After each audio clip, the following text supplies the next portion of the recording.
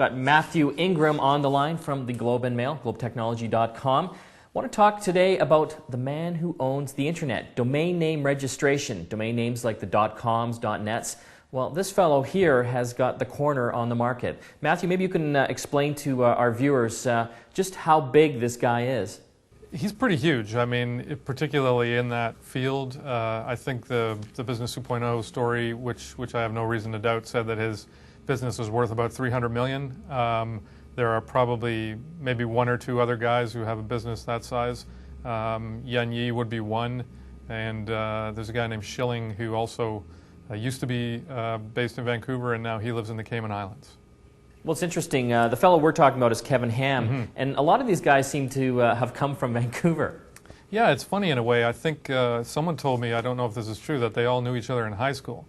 So it could have been something where, you know, just the same way as Steve Jobs and Steve Wozniak knew each other through the computer club, maybe these guys met up and all sort of discovered this thing at the same time. But it is fascinating that these guys who control, you know, what is a gigantic industry effectively that not many people know about are all sort of from Vancouver. It, you know, this whole domain name registration game is almost like real estate, but in a virtual sense. You know, from my understanding, reading the article, you know, this one fellow owns hundreds of thousands of domain names. Yeah, and it's definitely a lot like real estate. You're trying to effectively, you're speculating. You're trying to dominate a particular area, or you're trying to snap up things that are cheap that you figure will later become valuable. And particularly when you get to the kind of level that Kevin Ham and Yan Yi do, you're effectively trying to corner the market in one particular type of domain, which is what Kevin Ham has been trying to do with Cameroon. Since Cameroon's domain name, which they get, you know, effectively given to them, is .cm, if you forget to type in .com and you miss the O, Kevin Ham basically wants to, you know, direct you to one of his websites. And he's done that by signing an agreement with the Cameroon government. He doesn't actually buy the domains. He just has a redirector that pushes you to his web pages, which of course are filled with ads.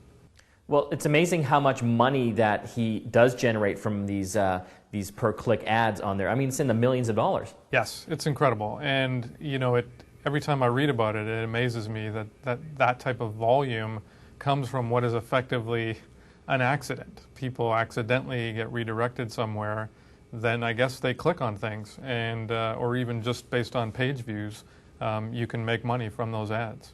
You said earlier there that he technically doesn't own those .cm names. I mean, there is a legal issue. You know, from what I'm understanding here, you know, whenever you know, Microsoft or one of these big brands like McDonald's comes across someone that's kind of using a variation of their name, they go after them hard. They call it cyber squatting. Right. What are the legal aspects of him getting involved with the .cm? Can they come after him?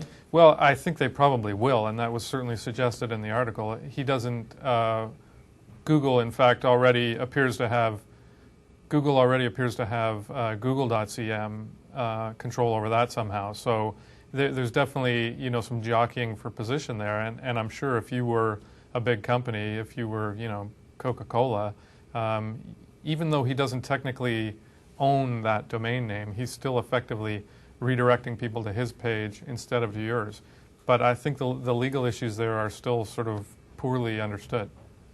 What I found fascinating too about this guy, and I think he's only 37 years old, you know, in the early days when he started going, he actually wrote software scripts that would go out and scour all these domain name registration companies and, you know, automatically get any of these domain names that kind of elapsed, you know, people didn't renew them. Yeah, and then that's actually, there are people doing that all the time, trying to sort of claim jump, if you will, or grab a domain just as it expires. And he kind of progressed from that to actually signing agreements with domain registrars. So he would go to domain registrars and say, you know, if something comes up, I want it, and I will pay you extra to get it. And that's how he got sort of a big part of the assets that he controls now. It's interesting to me that one of the things he mentioned in the story was he fully expects Google to effectively try and ruin this business, to try and, because these sites are effectively just hosting ads and trying to trick people into clicking on them, or trick people into going there, or somehow take advantage of people who accidentally go there. Google wants to remove those from its index if it can, and not allow them to run AdSense and AdWords and those types of things. And so he's effectively looking at trying to create content for these sites that people kind of accidentally go to and get around kind of Google's control of the index that way. Well, it's certainly a fascinating story, and I guess this is one of the reasons, because of these kind of guys, I can't get any half-decent domain names when I want to register them. They all seem to be like 20 words long. Yeah, they are definitely controlling big parts of the market. Well, Mathew, I want to thank you for joining us today. Okay, thanks, Mike. That was Mathew Ingram from the Globe and Mail. You can check out all of his writing and blogging at globetechnology.com.